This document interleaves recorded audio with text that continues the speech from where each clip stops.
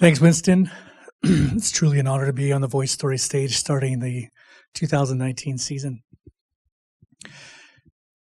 Love is an interesting word, feeling, experience. It's something that's confusing, exciting. It's everything, and it can be nothing to a number of people. I remember when I was growing up, the first time that I experienced love outside of, love of a family. I was about 14 years old, and it was basically just a buddy of mine saying, so, how do I feel about the girl I was seeing at the time? And I thought about it, and I sat there, and I was kind of like that. I just had nothing. And so I thought about it, and it took me, honestly, about 5 minutes before I could answer.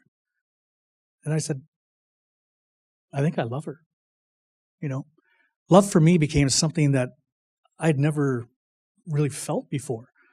So it wasn't until I had no other way to describe what I was feeling for this person that I identified that as love. As I grew up and entered more relationships, what I found was I treated love so precious that I would not actually say it to somebody else unless I felt it.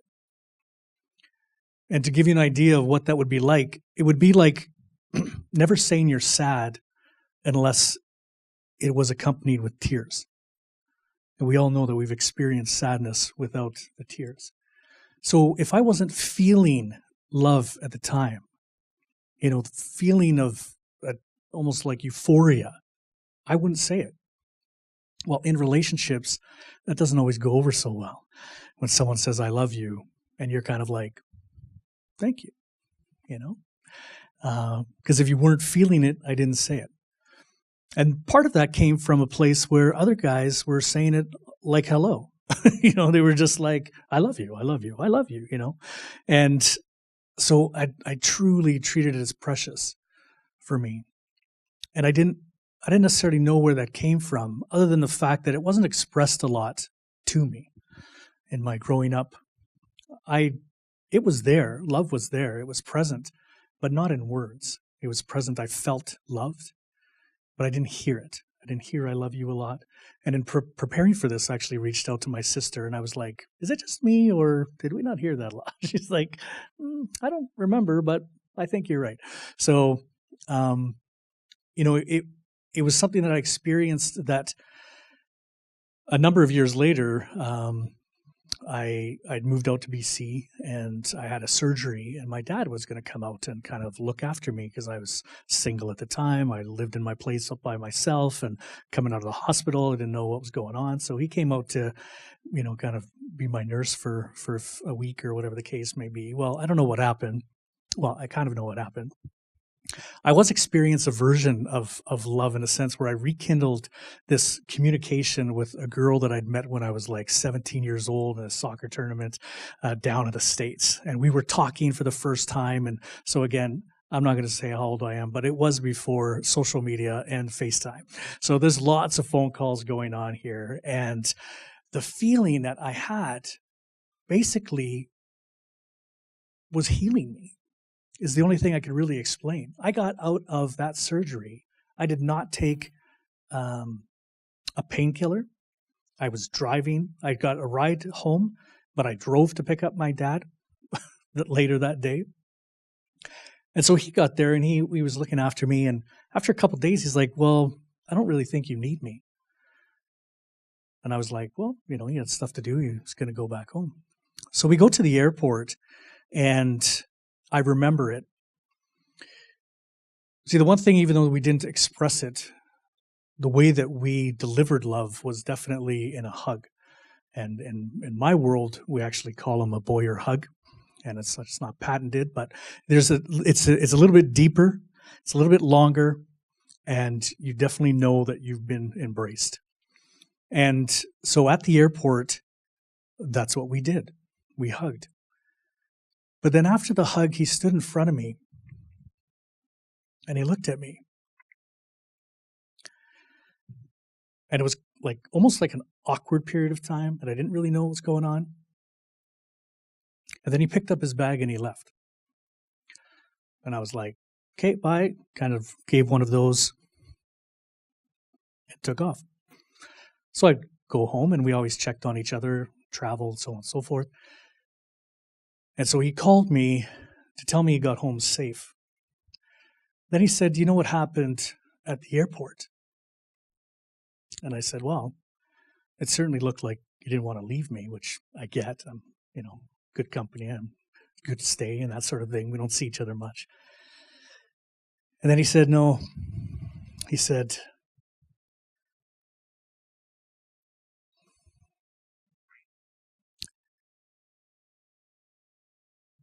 I was trying to tell you that I loved you, and I couldn't. So we sat there in front of each other, and he's in his 50s, a grown man, can't tell his son, verbalize it, that he loves him. So then that kind of woke me up a bit, and it was on that day that I decided if I ever had the opportunity, the honor to be a father, that I would be sure to express my love to my child. For those of you that have seen me speak before, I've been on the VoiceStory. I've been blessed before. And the topic that I speak to is infertility quite often. We've been on a 3.5-year journey for that. The part that I haven't shared during those talks is that I have a daughter. I have a beautiful 10-year-old daughter from a previous relationship. And so I had the opportunity to break a cycle of non-communication, of emotion. In doing so, I can tell you that raising a child to express themselves, I have heard I love you and said I love you more in 10 years than I had in the 3 previous decades before that.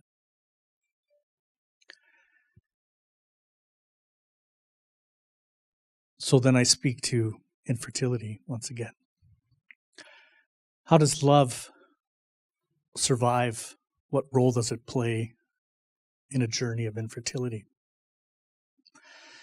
Well, it's tested. It's tested lots. And because of the talks that I've done, I've received messages from people thanking me for sharing, letting me know about their journey, and some of them saying that they didn't make it. You see, when you pursue something with such passion that you're prepared to give absolutely everything to it and do everything at all costs, sometimes that cost is the relationship. So there was a point in time where in my relationship that it was very challenged. And it was challenged because it's a roller coaster already. The journey for infertility is, you're going through tests. You can check out YouTube to hear all about all that fun stuff. But what happens is you get to a point where you're just constantly tested. And when I started to explain it, I realized it's like a bank account. But the bank account isn't cash, it's hope. And actually, when you extract and withdraw and withdraw and withdraw hope from that account, at some point, you're in the red, and there's not much hope to draw from. So for us in our journey, there was a day, and I remember it, where we had just received some information that we were unsuccessful. It's not easy because you're, again, going back to that hopeful piece. You're so hopeful that it's going to happen. Maybe this is the answer, maybe this time, and it didn't. And you see, I go back to the aspect of me already having a child. My partner at the time thought, because my response wasn't the same as hers. So again, that's a similarity of love, where the response, how someone receives love, how they deliver love, isn't always the same. So my response to not being successful for that IVF was kind of internal, wasn't external. I wasn't crying. I wasn't visually upset per se. And so my partner questioned to me, did I want it the same as she did? And that was a really difficult day because I got angry. And I got angry because of a couple things. One, it was at myself. Because did I not convey to her how important it was for me to have a child with her? Right? And that's on me. Then it was with her, because part of it was for me, the aspect of the difference between someone who believes with all their heart that they're going to be a good mother and that it's going to be a wonderful experience to be a mother, to be a parent, versus my experience of knowing what it's like to be a dad and knowing what it's like to be a parent. And when you love someone that much, you want that for them. Why would you not want to give them the best gift in the world? To be able to create life and impact the world, change cycles, make new people, make new paths. And that moment after the anger brought us closer together. You see, because we understood each other's perspective. She understood mine, I understood hers. And it's how we've been able to continue on the journey. So in past talks, I've finished off with an acronym, which I will do this evening. The first letter is L. L is for listen, for learn, and to understand the love language. That means yours. That means the person that you're looking to love. O. O is for obsess. Obsess about those details, about that love, about that individual, about how it's received, how it's delivered. Spend some time and really get it. The V is for VIP. And that is, treat that individual with a kind of love VIP where you just really feel special. Anyone who's received VIP treatment, there's something that just remarkable that comes with that. You just feel on top of the world. And that can happen in the love circle as well. And E is for express. Be sure to express your love. Often hear people talk about the fact of, well, I don't know if they're ready to hear it. Well, I have news for you.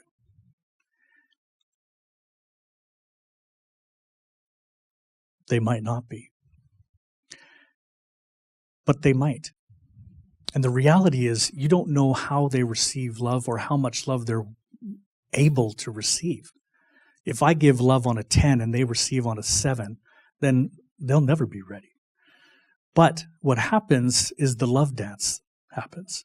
That's your opportunity to start, to figure out, do I need to dial it down, or does that person end up opening up because they've already only ever received a 7 level love before in their life, right? So if you've only received a 7 level love and you wanting or thriving to get 10, then you'll be going through life just constantly yearning for more. So express the love because you don't know what that response is going to be. And the reality is it's not going to matter because then you start, at least you've stated the position, you can start to work on it. So yes, my acronym is the word love. And so I thank my partner for being the love that I've needed to get through the journey. I thank my daughter for being the light of love that's taken me out of some dark places over the years. And I wish you all much love. Thank you.